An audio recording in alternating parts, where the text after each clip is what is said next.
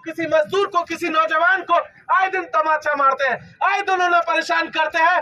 ये पहली बार था कि पलट करके किसान ने जवाब दिया, पलट करके नौजवान ने जवाब दिया।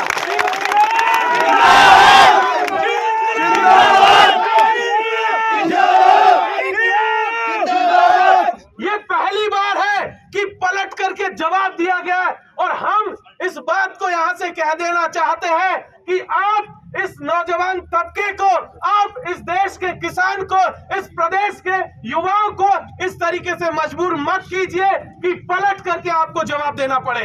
हम इस देश के संविधान को मानने वाले लोग हैं, कानून व्यवस्था को मानने वाले लोग हैं, तो हम यहां से एक ही बात कह देना चाहते हैं कि आप किसानों की, नौजवानों की आवाज को सुनिए, उनकी परेशानियों को समझिए और उन्हें मजबूर मत कीजिए। यहाँ जब हम लोग इकट्ठा हुए हैं कुछ मांगों के साथ कि जिन नौजवानों को पुलिस ने गिरफ्तार किया है, तमाम नौजवानों को बिना शर्त, बिना किसी पुलिस या कार्रवाई के, कोर्ट की कार्रवाई के उन्हें रिहा किया जाए। क्योंकि अगर एक बार उन्हें कोर्ट में भेज दिया गया, अगर एक बार भी उनके खिलाफ चालान हुआ, तो आने वाले दिनों में उनके ऊपर नौकरियों का संकट होगा और तमाम तरीके का संकट होगा। हम बिल्कुल नहीं चाहते कि किसी भी नौजवान के ऊपर किसी भी तरीके का कोई भी मुकदमा हो। तमाम जितनी भी एफआईआर हुई है सबको क्वैश किया जाए, सरकार उनको क्वैश करे और साथ ही साथ जो नुकसान समरौता गांव का हुआ है, जितना जनबल का नुकसान है, जिनके घर जले, जिनकी झोपड़ियां जली, जिनका चारा जला, जिनके जानवर जले, जिनके वाहन जले हैं, तमाम एक एक पाई पाई का हिसाब ये दे, इस सरकार जो है हमारे प्रदेश की, ये दे, सबको मुआवजा दे, ताकि ये सुनिश्चित किया जा सके कि आने वाले दिनों में किसी के साथ ऐसी घटना ना हो। तीसरी बात, जो इस घटना के लिए जिम्मेदार है, चाहे वहां का कलेक्टर हो, चाहे एसडीएम हो, जो इस पूरी की पूरी प्रक्रिया में सेंटर पॉइंट है, उन सब की जानकारी ली जाए। कहीं ऐसा तो नहीं है किसी पार्टी के लिए काम कर रहे थे, ऐसा तो नहीं है कहीं उनका कोई और मंसूबा तो नहीं था, कहीं ऐसा तो नहीं था कि वो वोटिंग को प्रभावित करना चाह रहे हो। हमने तो नहीं देखा कि पोलिंग बूथ के अंदर क्या हुआ, बाहर का तो सबने देखा, पोलिंग बूथ के अंदर का भी देखना चाहिए था। कहीं ऐसा तो नहीं उन्होंने वोट डलवाए हो। इसलिए इस घटना की न्यायिक जांच होना बहुत जरूरी है और न केवल न्यायिक जांच उन अधिकारियों की हो, उनकी भी जांच हो जिन्होंने रात के अंधेरे में लाइटें बंद करके जो पथराव किया, जो आगजनी की, जिन घरों को तोड़ा गया, जो आंसू गैस के गोले छोड़े गए, उन हर एक चीज का हिसाब लेना जरूरी है। और इसके लिए हम यहाँ से ये मांग करते हैं कि हाई कोर्ट के जो जज हैं उनकी अध्यक्षता में एक कमीशन बने, इस पूरी घटना की जांच हो। साथ ही साथ नरेश भाई के ऊपर जितने मुकदमे हैं उनमें एक मुकदमा जरूर है, बाकी तमाम चीजें, जितने भी फर्जी मुकदमे उनके ऊपर लगाए गए उनको भी क्वैश किया जाए और उनको जल्द से जल्द रिहा किया जाए। यही बात कहकर के मैं अपनी बात को खत्म करता हूं। और हमारे साथ में भारत आदिवासी पार्टी के विधायक दल के नेता जो राजस्थान विधानसभा में है और वर्तमान में धरियावाद से विधायक है, भाई थावरचंद डामोर जी आपके साथ में आए हैं, दक्षिणी राजस्थान से चल करके आए हैं, वो आपसे अपनी बात कहना चाहते हैं। बहुत बहुत शुक्रिया भाई थावरचंद जी।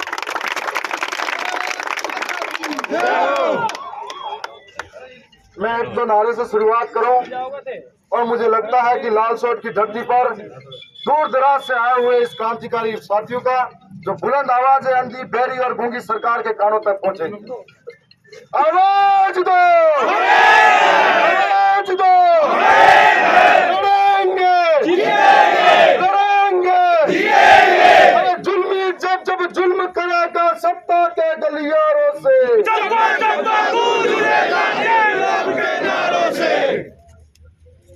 साथियों, मैं दक्षिणी राजस्थान के धरियावाद विधानसभा से आया हूं।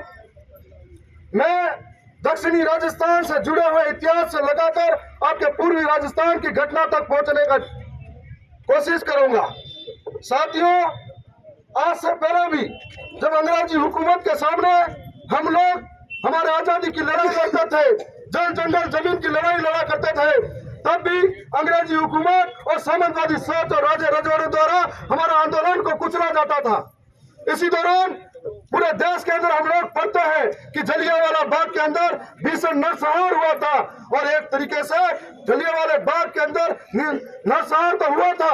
हम लोग पढ़ रहे है, लेकिन दूसरी ओर मानगढ़ के अंदर 17 नवंबर 1913 के अंदर इसी तरीके से आजादी की लड़ाई के लिए, हमारे जल जंगल जमीन की लड़ाई के लिए, हमारे अलग टेरिटरी के लिए एक बहुत बड़ा आंदोलन चलाया जा रहा था। उस दिन 17 नवंबर 1913 के दिन हजारों, कहा जाता है कि 1 लाख आदिवासी महाराष्ट्र, गुजरात, मध्य प्रदेश और राजस्थान से एकत्रित हुए थे। उस पहाड़ी के ऊपर औपनिवेशिक शासन के लोग, साम्यवादी सोच के लोग और राजे रजवाड़ों द्वारा हमला किया जाता है, तब हमारे लाखों हजारों आदिवासी भाई शहीद हो जाते हैं। और कहा जाता है कि 1500 से ज्यादा सरकारी रिकॉर्ड में है और रिकॉर्ड में नहीं है। उसके बाद में 1922 के अंदर सिरोही के अंदर और इधर के अंदर जो हमारे लिलुड़ी बल्ली और वहां पर इधर के आसपास में एक ऐसा ही रियासतें थी, उनमें भी आदिवासियों की एकजुटता के बाद में आंदोलन होता है। उस आंदोलन के अंदर भी इसी तरीके से हमारे लोगों को राजा रजवाड़ों द्वारा, साम्यवादी सोच और औपनिवेशिक ताकतों द्वारा कुचला जाता है। इसके उपरांत लोकतंत्र स्थापित होता है और लोकतंत्र स्थापित होने के बाद में दक्षिणी राजस्थान के अंदर आदिवासी समाज के लोग जागरूक होते हैं अपने हक के लिए, अपने न्याय के लिए, और लामबंद होने के साथ में अनुशासन तरीके से, लोकतांत्रिक तरीके से अपना आंदोलन करते हैं। अपनी हक की आवाज गांव-गांव, गली-गली में बुलंद करने का काम करते हैं। कई सारे नौजवान होते हैं जिनको लगा कि लोकतंत्र के अंदर हमें लोगों को भागीदारी में पहुंचना चाहिए, तो एकजुट होने का काम करते हैं। इसी दौरान पिछले समय में आप सबने सुना होगा काकरी डुंगरी के अंदर बहुत बड़ा आंदोलन हुआ था। उस आंदोलन के अंदर शांतिपूर्ण आंदोलन चल रहा था। उस दौरान काकरी डुंगरी के अंदर यही सरकारें, यही लोग जिन्होंने आज तक आदिवासियों के वोट बैंक पर विधानसभा तक पहुंचे थे, संसद तक पहुंचे थे, उन्हें लगा कि नौजवान जागरूक हो रहा है, उनके आंदोलन को कुचलने के लिए वहां पर बहुत बड़ा पुलिस प्रशासन द्वारा बर्बरता की गई, आगजनी की गई और 7000 से ज्यादा भील समाज के लोगों के ऊपर 80 से ज्यादा हथियार और मुकदमे हैं।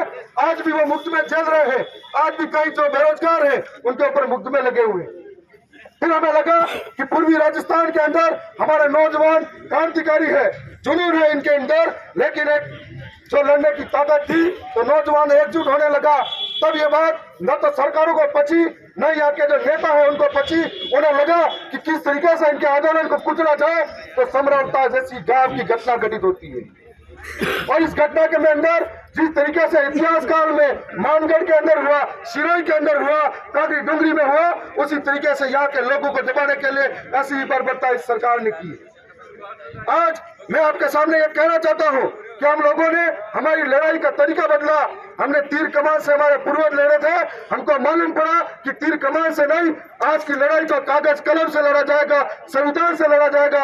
हम संविधान के सिस्टम के अंदर आए और संविधान के सिस्टम के अंदर आकर जयपुर की विधानसभा के अंदर जो व्यवस्था है, पूरे राजस्थान चलता है, देश की संसद के अंदर पूरा देश चलता है, उस व्यवस्था के भीतर चले गए और व्यवस्था के भीतर जाकर वहीं से हमने आंदोलन प्रारंभ किया और सरकारों के कान में पर्दे खोलते हुए विधानसभा के अंदर हमारे लोगों के लिए बात रखने लगे। आज आपके सामने कहना चाहूंगा कि हमें ऐतिहासिक रूप से एक होना पड़ेगा। जब हम लोगों की लड़ाई एक जैसी है, हम लोगों का आज सरकारें दमन एक जैसा करती है, हमारी जो लड़ाई है जो जुल्म के खिलाफ है, अन्याय अत्याचार के खिलाफ है, महिलाओं के शोषण के खिलाफ है, हमारी लड़ाई है जल जंगल जमीन की है, हमारी लड़ाई है खेती बाड़ी किसानी की है। तो आइए जहाँ के मीणा और भील गुज्जर मिलकर ऐतिहासिक लड़ाई को आगे तक लेके जाए।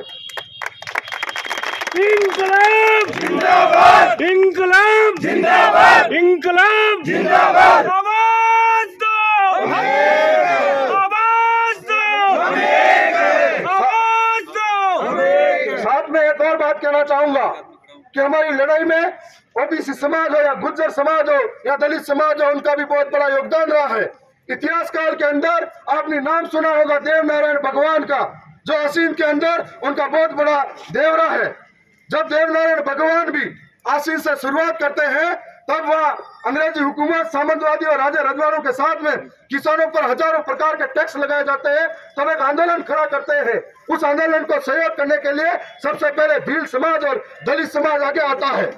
और भील समाज और दलित समाज जब आगे आता है तो भगवान देवनारायण के जब आंदोलन को आगे ले जाने के लिए देवनारायण भगवान प्रसिद्ध होते हैं, अपने आप में गर्व महसूस करते हैं। तो उनकी एकमात्र 2 औलादें थी, जिन 2 औलादों का नाम भीला और बिली रखा था।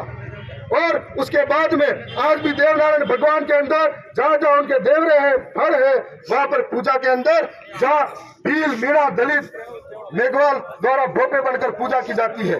तो हम लोग ये कहना चाहते हैं, इतिहास काल में जिस प्रकार से हम लोग एक होकर लड़े थे, आज आइए साथ में रहिए, तभी एसटी, एससी, ओबीसी, माइनॉरिटी एक होकर लड़ेगा तो हम हमारी सुरक्षा कर पाएंगे, वरना जितना बटोगे उतना कटोगे, ये आपको कह के जा रहा हूँ।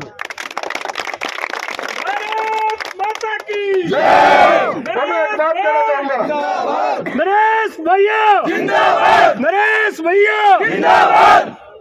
मैं पुनः एक बात कहना चाहूंगा कि यहाँ के नौजवानों में मैंने जोश देखा है। यहाँ के नौजवान पढ़े लिखे, शिक्षित हैं, परंतु कोई लामबंद नहीं है, अनुशासित तरीके से कोई साथ चलाए, इस तरीके का मामला नहीं देखा। मैंने देखा कि जिधर जितने झंडे पकड़े उतने झंडे पकड़े, जिधर जितने संगठन पकड़े उतने संगठन पकड़े, और जितना करते गए बढ़ते गए। मैं फिर से कहना चाहूंगा कि लाल शॉट की धरती से आह्वान करता हूं कि ये जो तानाशाही सरकारें हैं, जो तानाशाही नेता है, सुन लो, अब दक्षिणी राजस्थान से तुम्हारा बाप यहाँ चलकर आ गया है। आने वाले समय में इस ऐतिहासिक लड़ाई को हम जब एकजुट होकर मजबूती से लड़े, ये आपके बीच में कहना चाहूंगा। मैं फिर से कहना चाहूंगा कि लड़ाई लोकतांत्रिक तरीके से लड़ी जाएगी तभी जीत पाएंगे, लड़ाई अनुशासन से लड़ी जाएगी तभी जीत पाएंगे, लड़ाई सिस्टम में आकर लड़ी जाएगी तभी जीत पाएंगे। वरना हजारों ज्ञापन देंगे, हजारों धरने देंगे, हजारों लाठियां खाएंगे, हजारों केस झेलेंगे, उसका समाधान नहीं हो पाएगा। यदि आप लोग 1 लाख लोग सड़कों पे उतरोगे और एक व्यक्ति अकेला विधानसभा में बोलेगा, संसद में बोलेगा, बराबर की ताकत हो जाएगी। इस बात को आपको समझना पड़ेगा। मैं जब यह समरावता गांव की घटना सुनी थी, तब मैं राजस्थान के सोलंबर विधानसभा के चुनाव के अंदर प्रभारी के तौर पर काम कर रहा था। मैंने घटना देखी और हमारा कलेजा कांप उठा कि किस तरीके से राजस्थान के अंदर यह सरकार तानाशाही रवैया अपनाती हुई, जहां जहां भाजपा की सरकारें रही है। मणिपुर के अंदर आदिवासियों को जला दिया, बहन बेटी को नग्न करा, झारखंड के अंदर या छत्तीसगढ़ के अंदर वनों के नाम पर वहां पर विस्थापित होना पड़ा, या कहीं और डैम के नाम पर विस्थापित होना पड़ा, तो कहीं और जब हक की आवाज बुलंद करते हैं तो इसी तरह से दबाया जाता है। मैं आखिर आप सबसे सवाल करूंगा कि कब तक ये सब जुल्म झेलते जाओगे? आइए एकजुट होकर हम सभी लोग युवा हैं, नौजवान हैं, इस सरकार को तख्त ताज पलट देंगे, यह आप सबसे कहना चाहूंगा। जोहर। बहुत बहुत शुक्रिया साथी।